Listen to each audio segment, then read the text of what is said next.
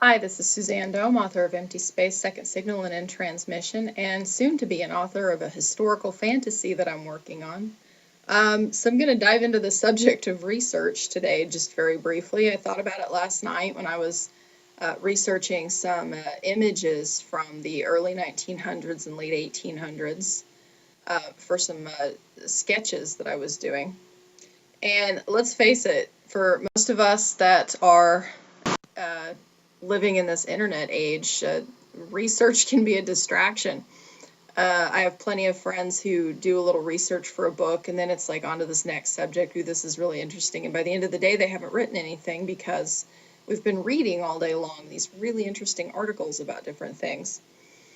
So, my thoughts are when do we need to research and when do we not need to research?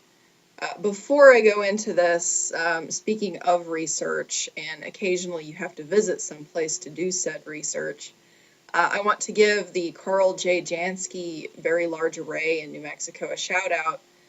I just visited them again in May, and it's still the coolest nerdy thing I've gotten to do, and now it's the coolest nerdy thing I've gotten to do twice.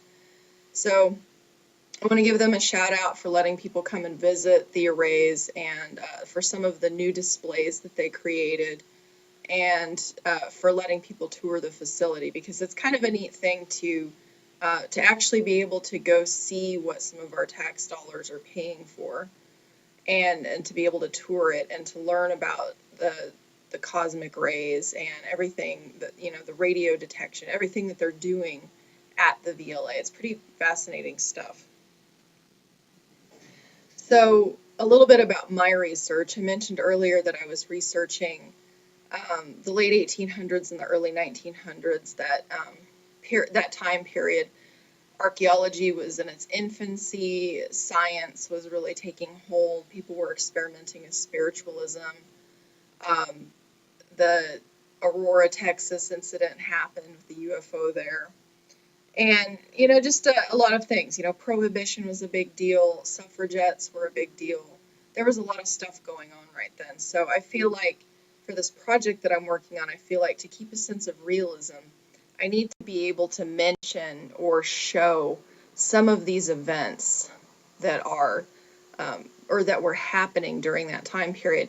I realize that I'm writing a fantasy or a science fantasy in particular, but as far as the way that people lived and how they talked and how they dressed, I kind of want to keep a sense of realism for the time period.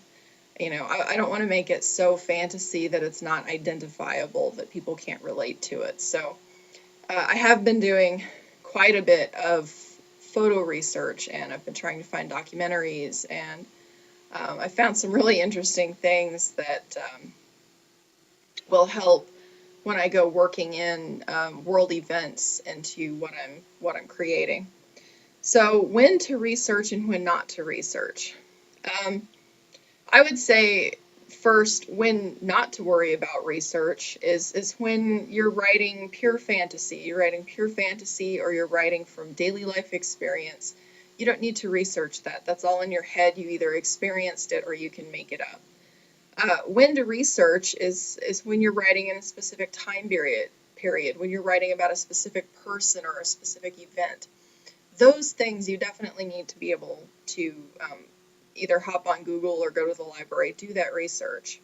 Otherwise, it's going to sound completely contrived when you write it, and the realism isn't going to be there. Anytime that setting, science, definitely with the science, anytime you're using any kind of science, if the book is very heavily based on and the science is very important to the plot, then you need to know something about how that works. Cultural. If you're One of the things I'm having to research is what was going on in India in 1900 because um, I have a few scenes that take place there, and I need to be able to recreate the tensions between the native peoples and the Brits.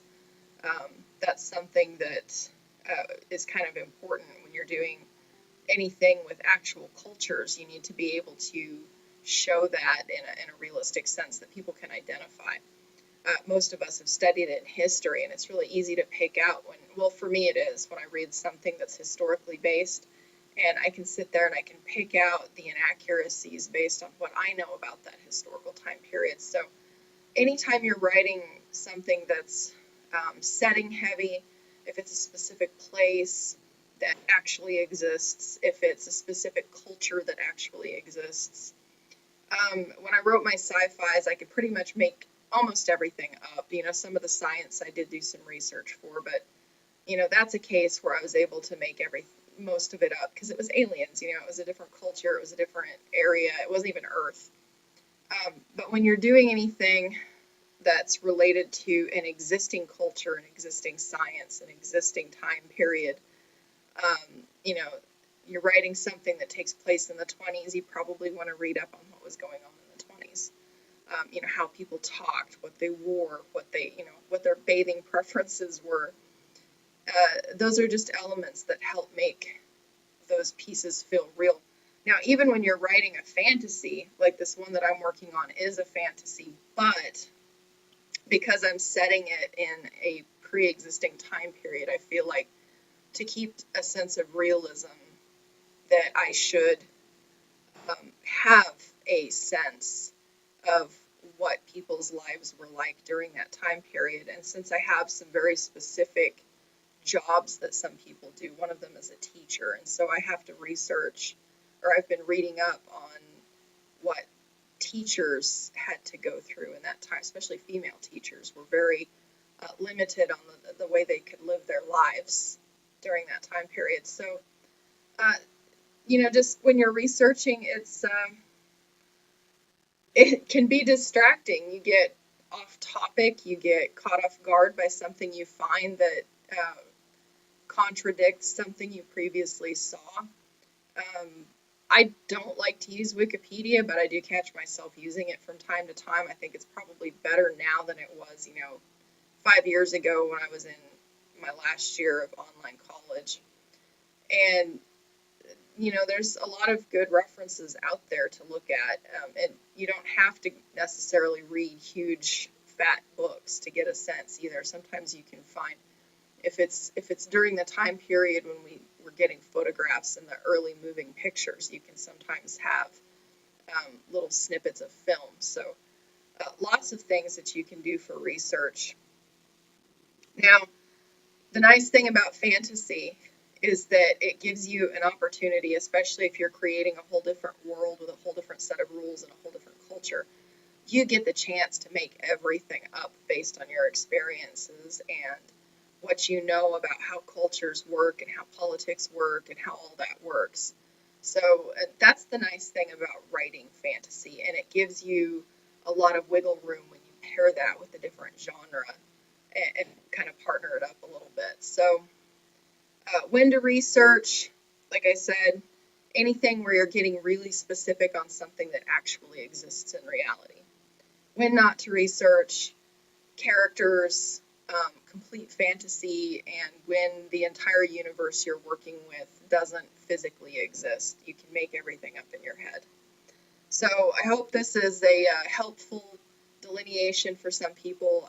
I've seen the topic come up a few times about, well, maybe I don't feel like reading up on it, or I just make it all up in my head. Well, that's all nice and dandy, but if you're working with an existing time period or an existing culture, you might want to at least have an idea of how it really works when you're writing it down. All right, this has been Suzanne Dome. You can find me on Facebook, on this YouTube channel. I'm now on DeviantArt, if you can find me there. Hit me up on Facebook first, though.